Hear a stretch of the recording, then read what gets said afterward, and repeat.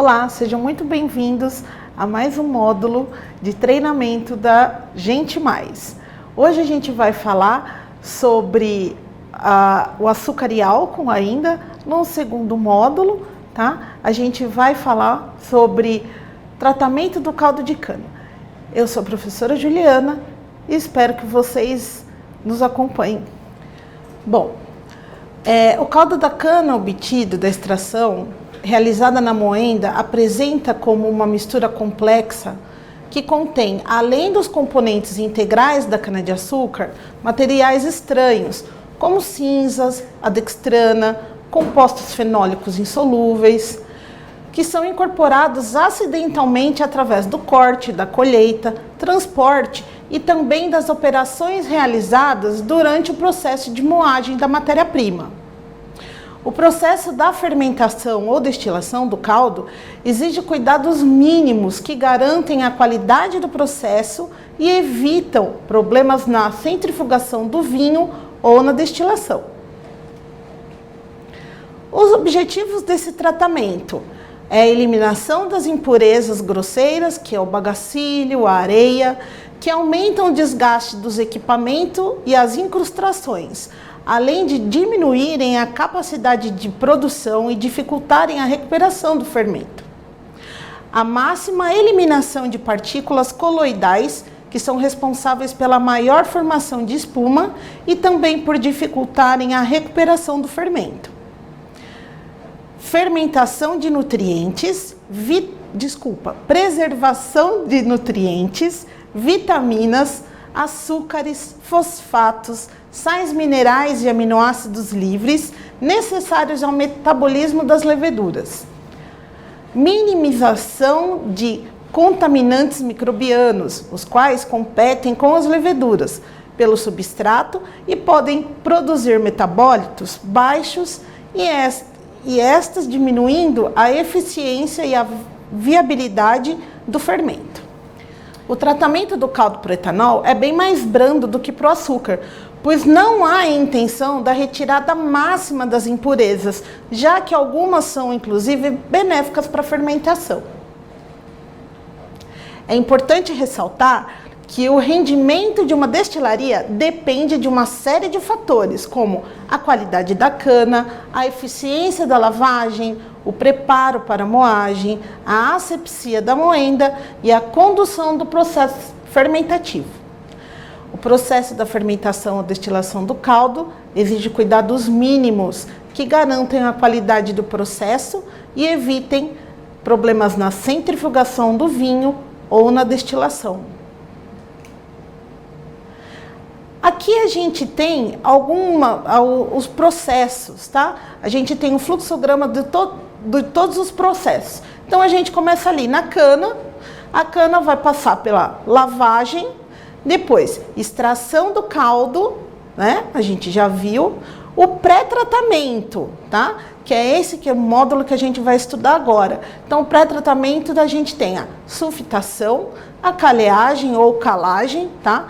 Decantação e filtração, e então a evaporação. A partir da evaporação, cristalização, a gente vai estudar no módulo à frente, ok? Assim, subdividindo, fica muito mais fácil a compreensão para todo mundo. A condução do tratamento, processos de purificação. Os princípios são mecânicos, químicos e físicos. Nos processos mecânicos, tem a peneiragem e a filtração. No químico, a gente tem a mudança de reação do meio, que é a calagem, tá? No físico, a gente tem o efeito da temperatura, que pode ser tanto o aquecimento como o resfriamento, e a sedimentação, que é o processo de decantação. O tratamento do caldo para a produção do álcool envolve peneiramento, calagem, aquecimento, a decantação, a concentração e o resfriamento.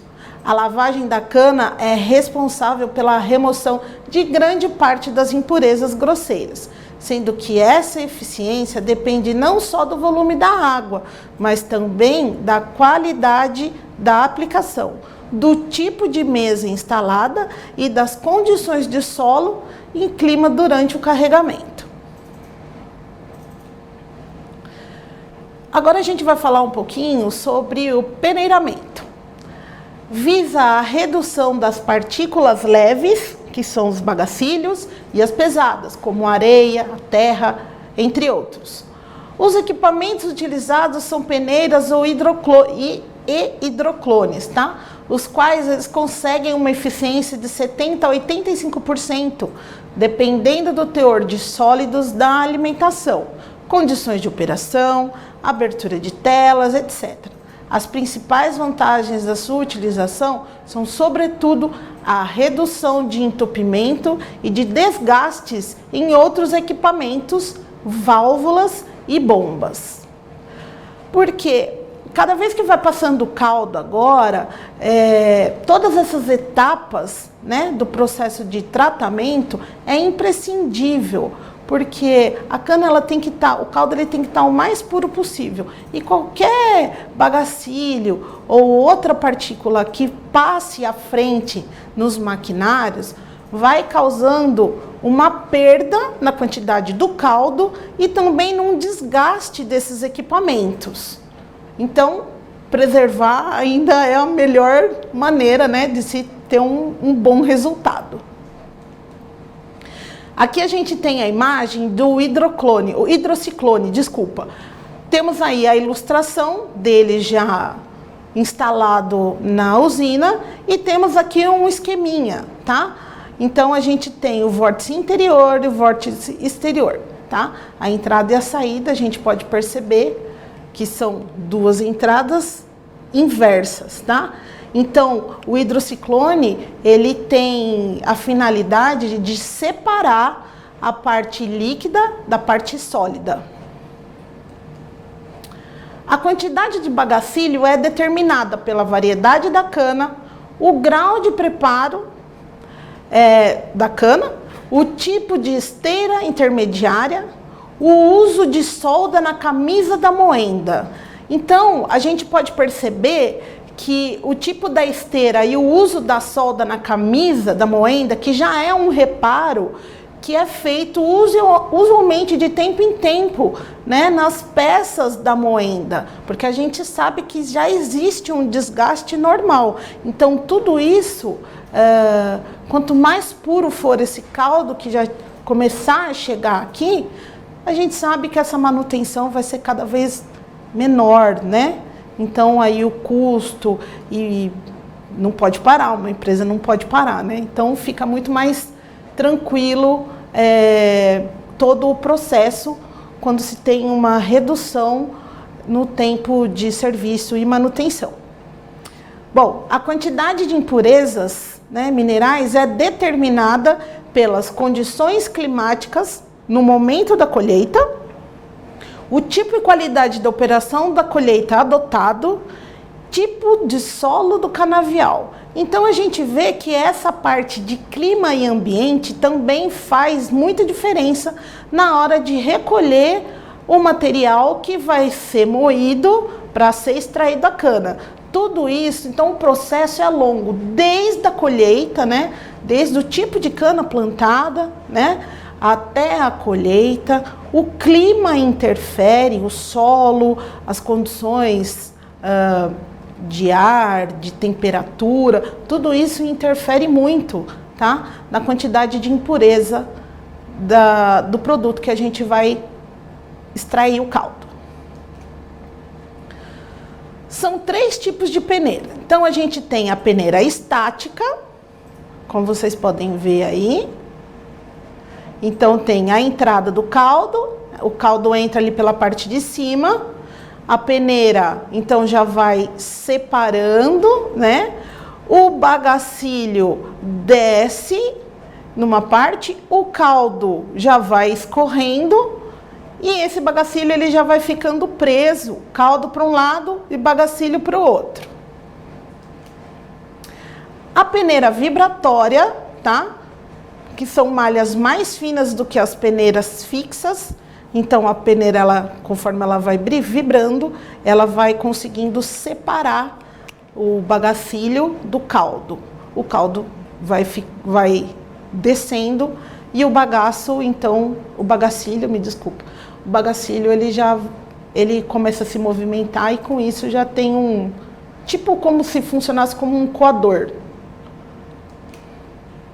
As peneiras rotativas, ó, menor a área de exposição e menor problema de contaminação.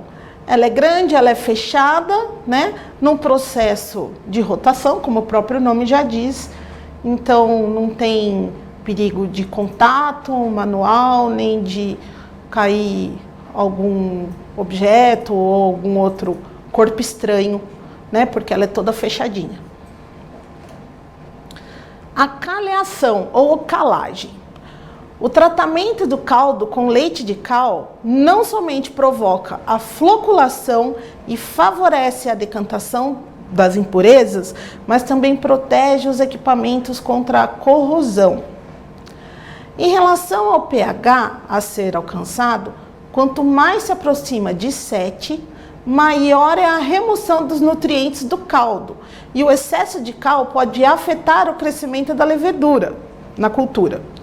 O pH do caldo decantado ideal atinge a faixa entre 5,6 a 5,8, pois não provoca remoção significativa de nutrientes e diminui a ação corrosiva do caldo sobre os equipamentos, além de favorecer a redução do número de micro-organismos contaminantes. A calagem é conduzida continuamente pela mistura do leite de cal com o caldo do tanque de calagem, sendo a dosagem automaticamente controlada pelo monitoramento do pH do caldo calado. Bom, então é constante, tá? Esse leite de cal, ele é jogado, né? Ele é misturado ao caldo da cana, tá? De uma forma contínua, em movimento, tá? Para então que se haja aí todo esse controle. Segundo o PN Santos, o caldo é sulfitado com dióxido de enxofre para auxiliar na coagulação das matérias coloidais, na formação de precipitados que farão o arraste das impurezas durante a sedimentação e na desinfecção do caldo, inibindo reações que causam alterações de cor indesejável no açúcar, que é através da clarificação ou clareamento, tá? Diminuir a viscosidade do caldo e xarope, massas cozidas e méis, facilitando as operações de evaporação e cozimento e finalmente calhado com leite cal, tá? Que a gente tem aí o hidróxido de cálcio, para também coagular parte do material coloidal, precipitar certas impurezas e neutralizar o pH de acordo com os parâmetros previamente estabelecidos. Bom, todo mundo sabe, o dióxido de enxofre realmente ele é uma substância tóxica, né? Mas ele aqui no caso, ele é usado em pouca quantidade, né? Uma quantidade aí que está de acordo com os parâmetros, né? E ele é essencial para que não haja a morte da matéria da microbiota necessária para a produção da fermentação, tá? E também para ele poder dar uma clareada no caldo, porque a gente sabe que o açúcar, né? O açúcar é escuro. A cana, o caldo da cana, ele tem uma tonalidade terrosa, né? Ele é mais escuro, amarronzado. E não são todos os mercados que gostam, né, deste produto. Então, o processo de clareamento, deixar o açúcar branquinho, né, foi uma estratégia de consumo. E a gente sabe que o açúcar, ele está aí em 100% dos lares, né? Ele faz parte da nossa alimentação diária. Aqui a gente tem, então, ó, o processo com a calagem a quente no Brasil. Então, o caldo misto, na temperatura de 38 graus Celsius, com pH de 5,4, passa aí pelo regenerador na temperatura de 60 graus, chega no tanque ali de sulfitação, na mesma temperatura, no mesmo pH, é aquecido a 100 graus Celsius, elevada a temperatura, aí então recebe a dosagem do leite cal, vai para o baulão de flash e então entra no decantador, tá? Chega então para fazer a decantação. Embora possa ser usado para fins variados, a principal utilidade do açúcar hoje é adoçar as bebidas e os alimentos. O carboidrato é um produto que cumpre uma função essencial ao organismo humano, ao proporcionar calor e energia. As usinas hoje não podem se preocupar apenas com quantidade de produção, já tem perfil de indústrias de alimento. Destaca o coordenador do processo de microbiologia da Fermentec, Alexandre Godoy. Esse texto ele foi extraído da revista que fala sobre cana. Aqui no desenho, na imagem ao lado, a gente tem aqui a dosagem. A gente pode perceber que nós temos, antes da entrada ali no tanque, da entrada do tanque, a gente tem alguns canos, né? E temos ali algumas torneiras, tá? Onde é feita a dosagem da cal, tá? A tubulação do caldo aquecido na pré-decantação. Então, antes de chegar no decantador, ele recebe esse tratamento, tá? Menor necessidade de adição de cal. Antigamente não se tinha essa regulagem, tá? O aquecimento. O aquecimento proporciona a redução da viscosidade e da densidade do caldo e acelera a velocidade das reações químicas, agrupando as impurezas na forma de pequenos flocos, tipo uma espuma, tá? Que fica na parte superior. Os sais formados são insolúveis em altas temperaturas, fica mais ou menos aí 103 a 105 graus Celsius. Possibilitando a sua decantação. Então, esses sais, eles vão para o fundo, tá, do tanque. Para aquecer o caldo, utiliza-se normalmente os aquecedores verticais, horizontais ou tubulares. Após o aquecimento, o caldo é levado para a próxima etapa, que vai ser a decantação. O flasheamento. Elimina o ar e gases dissolvidos no caldo, que arrasta para o caldo clarificado o bagacílio, que é mais leve e de difícil decantação. A aplicação do floculante utilizado para a decantação é um polímero de alto peso molecular e polaridade negativa, isto é, aniônico, tá? Pois os sais formados da reação química são de polaridade positiva e tem também como objetivo promover o agrupamento dos flocos já formados, tornando-os maiores e mais pesados, acelerando a velocidade de precipitação dos flocos, reduzindo a necessidade de um tempo de retenção muito alto nos decantadores. Então, esse flasheamento ele é necessário para que todas as impurezas saiam, né? Eles são agrupadas e mais facilmente separadas, enfim, do caldo que a gente quer para então seguir tanto para a produção de álcool como para a produção do açúcar. A decantação é o último que a gente vai ver aqui, o último processo que a gente vai ver aqui da passagem de caldo, tá? É na decantação que ocorre a precipitação dos flocos formados, eliminando pelo fundo do decantador na forma de lodo. O caldo clarificado sai pela parte superior das bandejas, já isento da maioria das impurezas encontradas no caldo primário ou no caldo misto. Sendo que no caldo primário é onde é absorvida boa parte já da quantidade da matéria necessária, tá? Para o caldo mesmo. Ou seja, nos decantadores ocorre apenas a separação física entre o caldo e as impurezas, que são os flocos formados, sendo que a qualidade do caldo clarificado depende mais dos tratamentos químicos e térmicos efetuados antes. Então, depende da calagem e depende da sulfitação, lembrando lá dos slides passados, tá?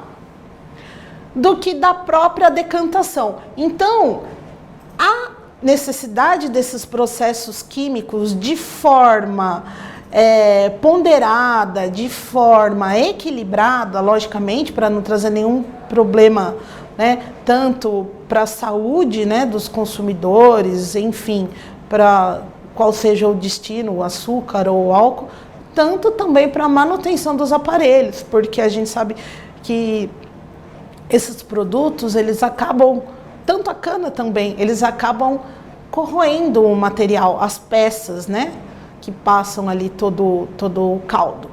Então é muito importante a calagem e a sulfitação, não se esqueçam. Visando a separação por meio de gravidade de impurezas com mínima remoção de nutrientes, a decantação é conduzida em menor intensidade na clarificação do caldo para destilaria do que para a produção do açúcar. Essa menor intensidade é dada pelo menor tempo de retenção do caldo no decantador, que gira em torno de 3 ou 3 horas e meia, contra 4 a 5 horas para a fabricação do açúcar.